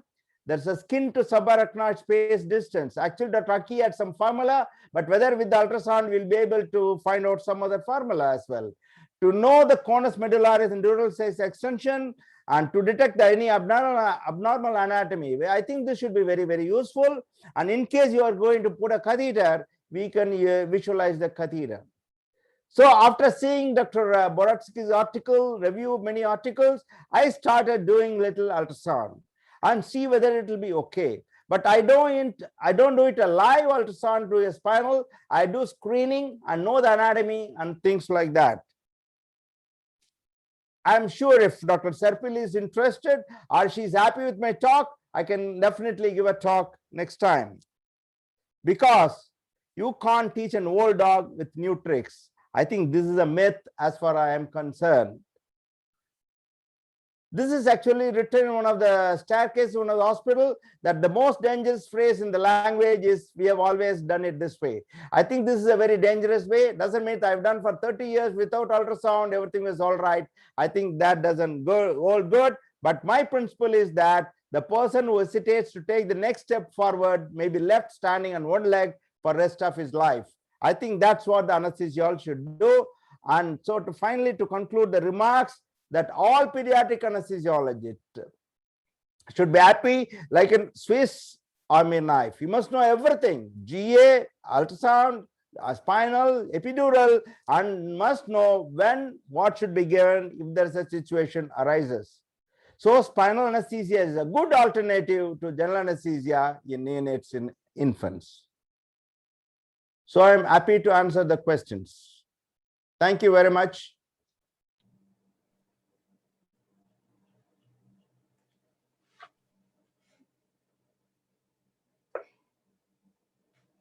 Thank you very much, Dr. Amit. That was so fascinating. So I understand that everyone here already learned your tricks and tips in spinal block in children. There are a lot of questions waiting for you in the Q&A box right now. So just to remind everyone that you can now send in your question and comments in the Q&A session, because the chat and raise hand function are disabled. So we will pull up some questions to be answered live. And some questions already answered by text from our speakers. Next slide, please. And all of you will receive certificate of attendance if you fill up the post-webinar survey, which will be forwarded to you all tomorrow through your email. But please ensure that you have correctly keyed in your full name and email. And if you missed some information today, or you want to watch again, so you can visit our website, the ASPA2000.com, or you can look at us in the Facebook, search for ASPA2000, and you can also watch us in the ASPA-FLEX video in YouTube as well. So here come the Q&A. Oh, sorry. Oh, sorry. Yeah, before we get started on the Q&A, basically we're just going to do a little bit of advertisement. We just want to bring to your attention that the next session of Pediatric Regional Anesthesia Part 2 will actually be on the 18th of July 2021 at the same time. And during this particular session, there will be talks on local anesthetic systemic toxicity. I know some of you actually had some questions on that, so this will actually be covered in the next section, at the next session on regional anesthesia. So we would like to encourage you to register at the link, okay, that will actually follow when you get the email. We also like to announce after the next webinar, there will actually be the 14th ASPA annual virtual general meeting. So for all ASPA members, please make some time to continue on after the webinar to attend this general meeting. For those who are not ASPA members yet, I would like to encourage you to join us. And we also would like to highlight that there will be an ASPA conference. This will be our annual conference that will be that will take place virtually from Singapore on the 13th and 14th of November this year. So please save the date. Registration is free. So please log into the ASPA website or take note of the website that's above this mailer for further details. And there's also, in conjunction with the ASPA meeting, ASPA pre-conference virtual airway workshop, which you can consider attending, and this will be held on 12th of November. Last but not least, we just want to highlight that the 17th World Congress of Anesthesiologists will take place this year on September 1st to 5th.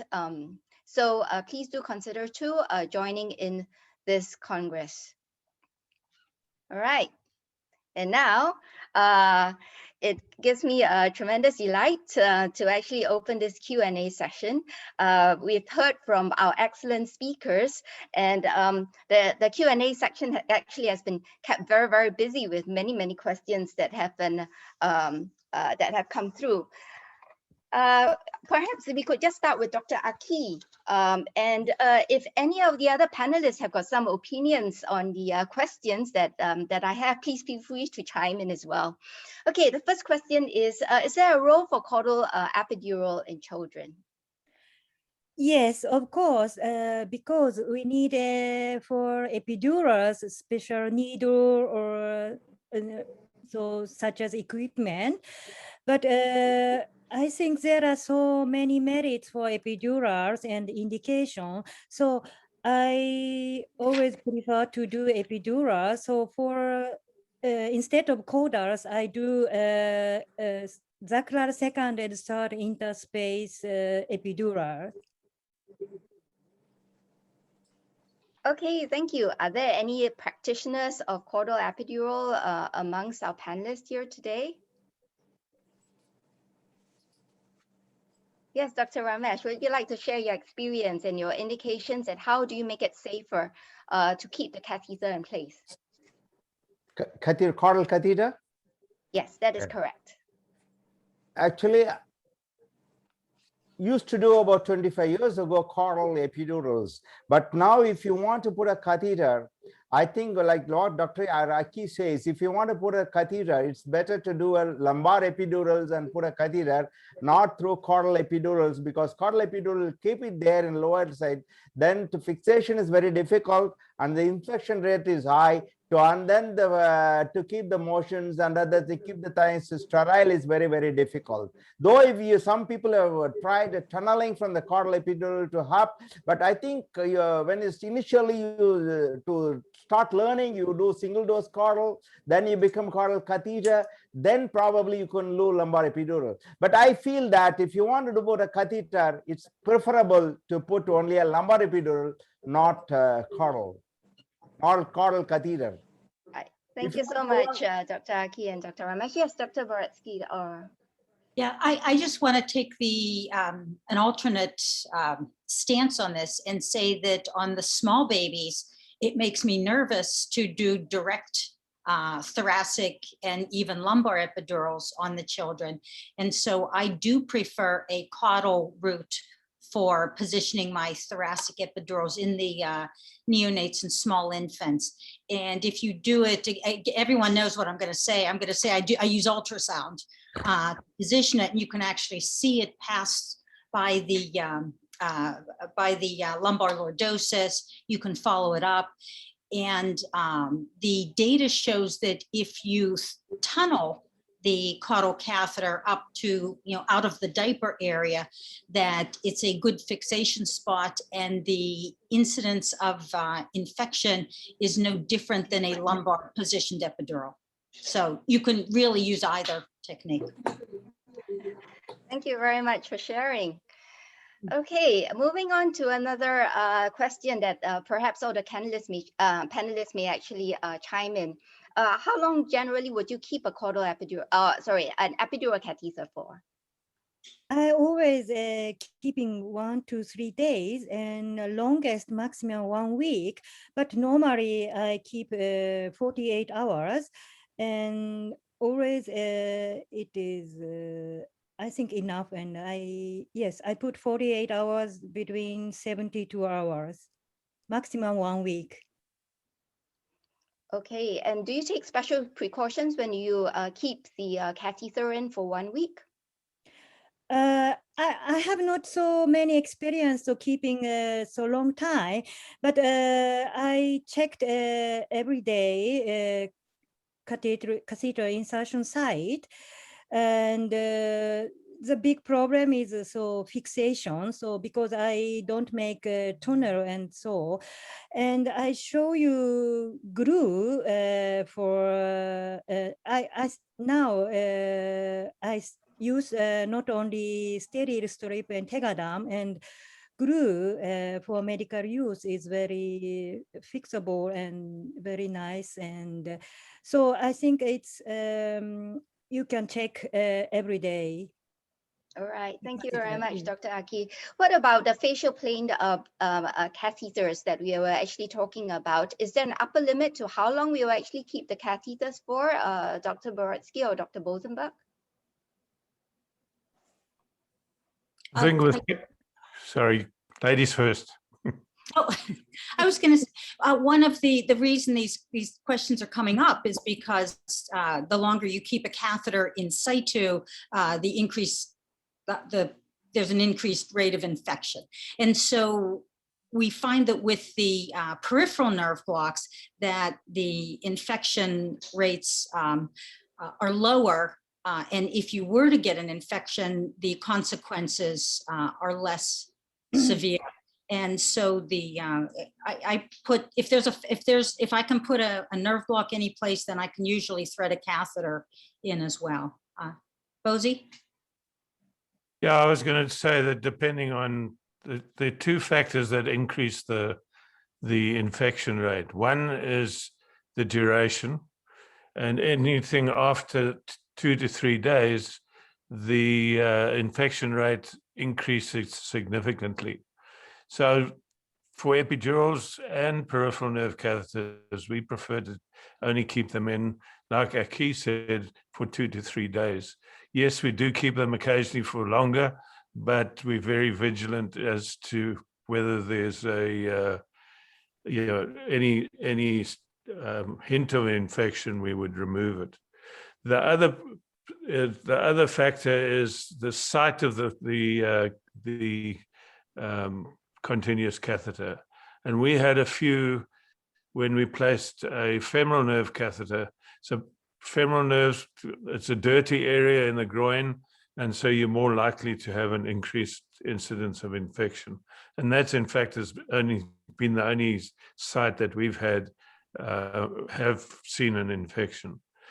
As far as the caudal catheter is concerned, yes, it's said that the risk is high, but there's no evidence for that in the literature. Again, you don't want to keep it in for too long.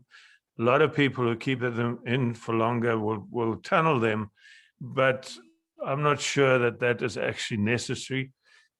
Just to put things into a little bit of perspective, we started the caudal catheter technique back in the 80s, and at that point there were no pediatric epidural kits. And so we used an IV cannula to introduce basically an adult catheter into the caudal space. As caudal catheters, or rather as epidural needles started to be marketed, we preferred to do the direct route.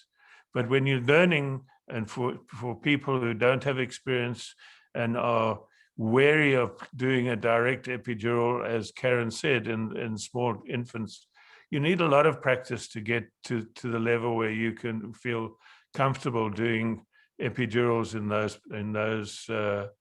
in the small babies. And so it's an alternative technique which everybody who's a pediatric anesthesiologist should be able to master a caudal. And from then on, it's just the next step up is introducing a catheter. Thank you very much.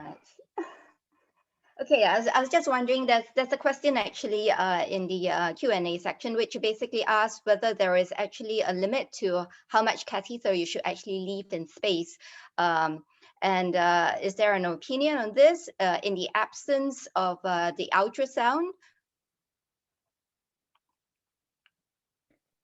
Are you talking in caudal catheter, or are you talking peripheral nerve? Well, both. For an epidural catheter, is there a max limit to which you would push it in? I also show you, I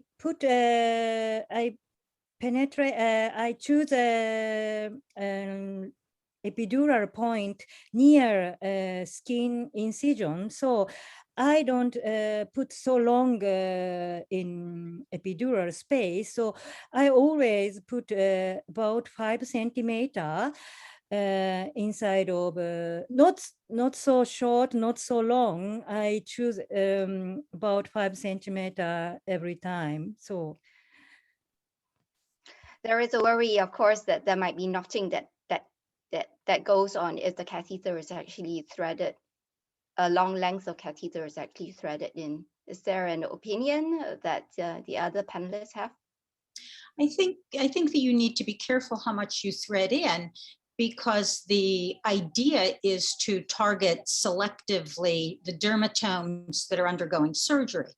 And so for epidural catheters, the amount of catheter put in will determine the dermatomal coverage. And if too much catheter, if people are overzealous and insert too much catheter, there's a risk of it going too high and then taking out the nerves that control respiration and getting a high epidural with apnea. And so I believe that there needs to be more precision when placing epidural catheters, at least in my opinion. When putting peripheral nerve block catheters in, there's data showing that in adult-sized patients that the optimal threading of the catheter is 3 to 5 centimeters beyond the tip of the needle. And so if you are not in 3 centimeters, then there's the risk of dislodgement. If you're more than 5, there's a risk that your catheter has migrated away from the nerve where you wanted it to be. And then I use that, and when I do the smaller patients, I just sort of do a proportion of the 3 to 5 centimeter rule. Thank you very much for sharing. Okay, just one last, sorry. Can I just comment on that? Yes. I think you've got to be careful in how far you thread the catheter, because we always, well, it seems that people extrapolate from adults, and 3 to 4, as Karen said, is the distance that you're advised to thread the catheter in adults.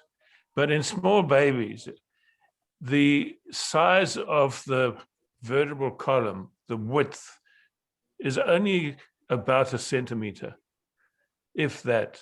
And we have no idea, unless you're using ultrasound, we have no idea where we're threading that catheter. So for that reason, I only thread the catheter about 2 centimeters into the space. But it also depends on what sort of catheter you're using, because the Braun catheter that we have at the moment has these multi-orifice openings with the belief that it allows better spread. It doesn't allow better spread because all it does is it comes out the most proximal hole at the rates that we are infusing. So if you've threaded in less than 1.5, it's going to end up subcutaneously. So at least 1.5 centimeters is what you should do. And I usually put it in at about 2 centimeters in small babies anyway. I've started doing that in the older kids. You just want to have it in the epidural space at the dermatomal level that you are placing where the surgical incision is. Having said that, you can thread a caudal catheter up to 10 centimeters to get to the thoracic level. And it seems, and I have no idea why the caudal catheter tends to run up the midline on all the X-rays that I've done with the radiographic studies.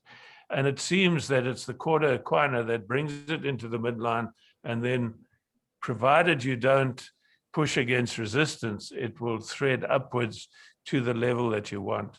And that's usually in the thoracic level, it's about 10 centimeters.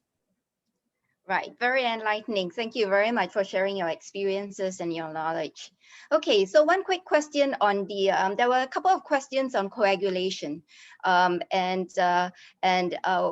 would your heart stop be with regards to platelets, with regards to PT/PTT values, particularly in neonates, because we do know that the APTT does tend to run on a little bit on the higher side. Are there any comments? I also answered in Q&A question. So I always check platelet count, and I also do only 70,000 over platelet count. Also Kasai operation with CBA patient, I check always platelet, and I don't so check PT, and of course I check, but I think it's better so checking platelets, especially for newborn. It's reliable, and of course if it's the patient so abnormal in PT and PTT, I do not use epidurals, but normally first I check platelets, and 70,000 overs, and I choose epidurals. The concept, the discussion of PTTs in neonates is interesting because we don't know, there is no standardized norm across, in the literature. And the recommendation is to find what is customary in what is the normal in your institution. And if you check a PTT, that if it is within the normal range for your institution for that age group, then it's considered acceptable. But that is an often brought up discussion point. Thank you very much. At this point in time, I'm going to hand over to Dr. Pichaya.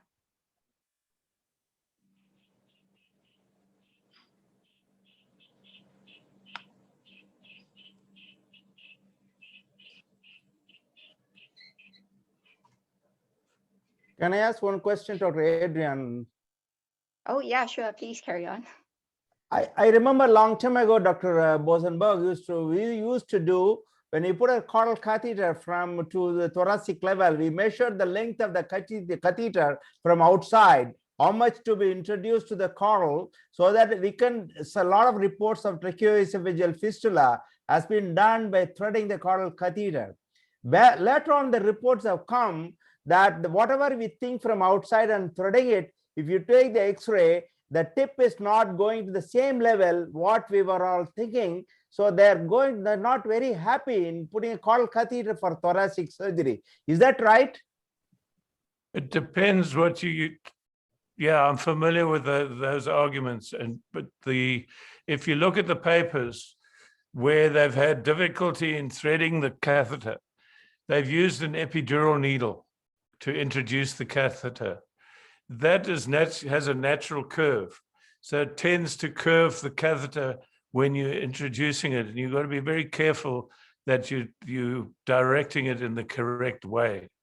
And so I always, when I'm introducing a caudal catheter, I always introduce it through an IV cannula or a straight needle.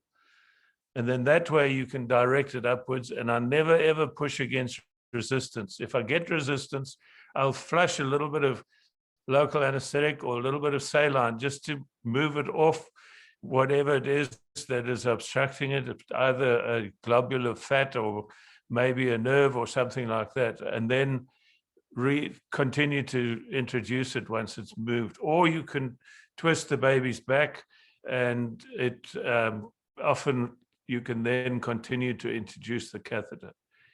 But if you introduce it against resistance or you use an epidural needle, a curved TUI needle, then you're more likely to misdirect, or the catheter will go where you don't want it to go. Thank you. Thank you. You're welcome. As far as, can I just comment on the babies and the PTT and the platelet count and so on? There are a number of factors. It depends where you work. Vitamin K is not always given in South Africa. So I made sure that the vitamin K was given prior to doing the surgery. And if necessary, if I wasn't sure, I would repeat the vitamin K injection, because you can get many problems arising from that. But for the rest, it's a what level do we use? I use the same as our key at about 70,000 as a guideline, but it also depends on the risk benefit. What you're doing, where you're doing it, what your post-op facilities are, etc., as to the risk benefit of doing the procedure, doing an epidural, doing a block in that particular situation. And just remember, it's not you that's taking the risk, it's the patient. And you have to think for the patient. Well, in line with this, one quick question. Then in a patient whom you know will be undergoing heparinization, would you leave catheters in, whether it's a peripheral nerve block or an epidural? The recommendation is that, I mean, I do, and then just stop the heparin and normalize the coags prior to removal. So as long as the patient is not coagulopathic during the insertion and during the extraction, heparin can be given in the interim. Thanks very much. Heparin was given to me when I had my epidural, and then they didn't use it, which annoyed the hell out of me. But anyway, but yeah, when Stanford were doing this, when Greg Hammer was doing this for a while, he would suggest that you place the epidural before the A-line or the central lines, which gave you time for any clotting to occur before heparinization took place.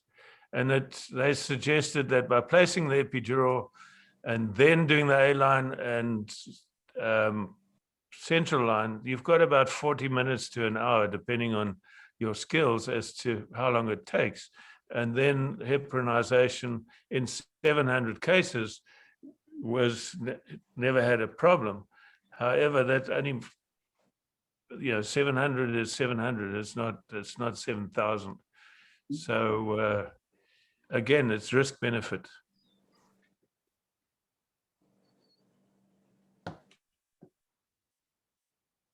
Okay, Dr. Rosenberg, we have quite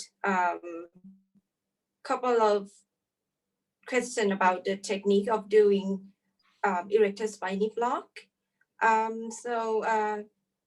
There's a question about your experience regarding using sacral erector spiny block. I haven't personally used it because I prefer, if I'm doing anything down in the sacral area, I prefer to do a caudal or something like that. But it has been described. So I have no personal experience with sacral erector spiny. It can be done, but and it's been described in 1 or 2 articles that I've read. It's not my number one. Thank you. So I would have, I see. So next, I would like to have your opinion on the intramuscular QL block in pediatric patients. The intramuscular I don't use. As I said, I don't like to, if I can avoid going through muscles to get to the site where I'm going to place my local anesthetic, then I do so, because there's always the risk of an potential for an intramuscular hematoma, which can be very painful. So a QL, you can go through the conjoined ligament or conjoined tendon, avoiding the muscle or the muscle layers when performing a QL block.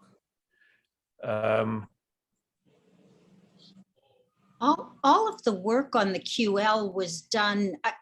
I don't know of any good randomized studies actually looking at efficacy with the intramuscular QL block. There's the anterior block, there's the posterior block, there's the lateral QL block. And there was a recent consensus group, an international consensus group of over 100 regional anesthesiologists who got together, and they eliminated the transmuscular block from the grouping under QL block. So it's not really been proven to be good, and there are better alternatives. So why wouldn't you just use one of the better alternatives? Exactly. It's my opinion. Thank you very much. So I would like to ask Dr. Ramesh regarding your spinal block techniques. How do you keep the infant still during awake spinal block? So I'm telling, there are two schools of thought that I think many of them, if I'm not wrong, about 70% of the people who are doing spinal in the infants are doing under some sedation, whereas 20 to 30% are doing under awake. When they're awake, they are really awake. You have seen the people, I have seen videos sent by some of my friends from United States where they just hold the child fully crying and all the things. They put a pacifier into their mouth and then hold it very tightly without flexing the neck and give the spinal, and the child is fully okay. As you understand, when you awake, after that give spinal, because the spinal itself causes some sedation, the child is quiet, and give a pacifier and the child is all right. This all I have not done it. I have seen only in the videos. But as far as I am concerned, I feel that I am not very happy in giving any narcotics. I'm not giving anything for any sedation. The best is I have intravenous line, because if there is any small thing, we might have to do some airway manipulation, and then induce with the sevoflurane with oxygen, with air, wait for some time. When the child is all right, oxygen air, and within 1%, I put lateral. I don't put sitting position. We cannot induce the child, put sitting position and give a spinal. I do only in the lateral position and hold the mask, and then give the spinal and take it out, maintain with the mask with the sevoflurane or with LMA with the sevoflurane. That is difficult, then you can always put a tube. That doesn't matter. But no narcotics are being given during the procedure. Only I maintain only with the sevoflurane. Thank you very much. And do you think spinal anesthesia can be applied in premature babies as well? Do you have any concerns on that? No, that is the main indication. I think that is the main indication for a spinal in preterm babies, because that's where the hernias are coming, where we are worried about the apnea of prematurity. That's a definite, and more literatures that apnea is much less in a spinal than giving a general anesthesia. It's very clear. But don't be taken away by that. And I feel that the child should not be done as a preterm as a daycare procedure. The child should be admitted at least about 24 hours.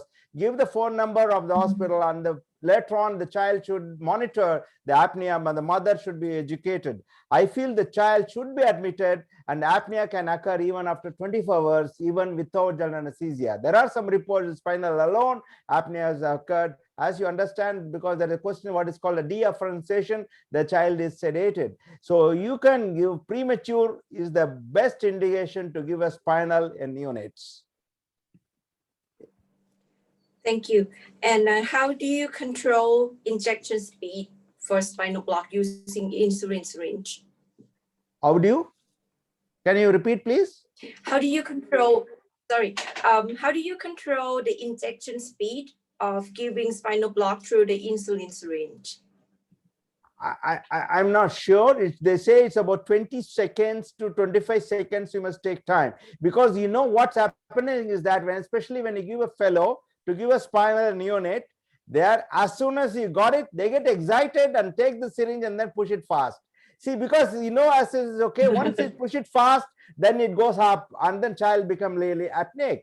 So I feel that you should be very, because whenever that's what I want to tell you three things. When you're putting what's important, when you connect the insulin syringe into the needle, you must be very slow, because you may go beyond that and you may not be in the space. Do it correctly. Once you say don't aspirate, people will aspirate. When you aspirate, then you barbotage, then the level will be high. So you don't aspirate and take 0.2 ml than what is required, because you have to take that 0.2 ml for the dead space of the needle and give it slowly. The speed is that don't give it fast. You can take little time, but at least the 20 to 25 seconds are recommended. Give it very slowly, because if you get a fellow, they will immediately push it fast. So you must, when they're initial fellows, always tell them, please will go slow, please be slow. So once you have given it, immediately they are very happy, they'll remove the needle. So you are given only 0.4 ml, that will come out along with the track. So keep the needle for another 20 seconds. That is the essence of any of the spinal, because once the local anesthetic spreads into the subarachnoid, then you take it out slowly. I think these are all small tips, otherwise you might get into problems. Right. Thank you very much, Dr. Ramesh. And that will be the next topic that I would like to ask you. So there's some questions concerning combined spinal block and caudal blocks, right? So like, why do we need to have two blocks in one patient? And how to calculate toxic dose on mixing two local anesthetics altogether for two blocks? Yeah, I knew that. Actually, this is I presented in the Society of Pediatric Anesthesia New Zealand and Australia about 15 years ago. About now it has become a norm. I see a lot of papers coming into combined caudal and spinal, neonates and older children, laparotomy and things like that. As I am not sure I understood, the spinal acts very short without any additives, 45 minutes to 60 minutes. Okay. So if you give a spinal for a bilateral hernia, if the resident did not finish in about 35 minutes, you have another 45 minutes, then we don't have any other anesthetic. So you need something to give us a spinal, so that when you give spinal, the relaxation is very good, because I feel that as far as pediatric surgery, one of the very difficult surgery is a hernia for a preterm. Unless you give a very good relaxation, it will take a long time. So they will do the surgery, and if it is prolonged, then the caudal will take care of it. So for that, you don't have to give any other general anesthesia or a narcotic or something. Not only that, the caudal will take care of the post-op pain relief itself, so that you can feed the child later. As you see in the video, child crying very well, you can feed within about 20-30 minutes, the child can go. So instead of adding an additives, I started giving a spinal along with a caudal. What you are taking is spinal, 0.1 ml, you must 0.1 ml per kilo of 0.5% bupivacaine. Whereas if you give a caudal, what you are giving is 0.02% or bupivacaine, 0.75 ml per kilo or 0.1 ml per kilo. So you are reducing the dose of the caudal, which can go up to 1.5. I'm reducing it to 0.75 or 1 ml. But the spinal, what you are giving is only 0.1 ml. So it is much within the toxic dose. Thank you very much. I think you're muted, Dr. Serpil. Dr. Serpil, you're muted. Thank you for this vivid discussion. We can continue hours and hours with our very experienced speakers, but we have to conclude our webinar this time. This part one is now come to an end. We are very thankful to our all the speakers who has to wake up very early in the morning, and who has experienced a lot and had very simulations and practice with us. Thank you for all. We thank our attendees as well, who are sitting in front of their screens and asking. You were very devoted, and we are very thankful to you all. We are thankful to our IT. We cannot do these without them. Please follow us in part 2 of Regional Pediatric Anesthesia in July, 3rd Sunday. We will be continuing there. It was nice to see you all. Hope to meet face to face again. We missed you all. Bye-bye now. Thank you. Bye. Thank you.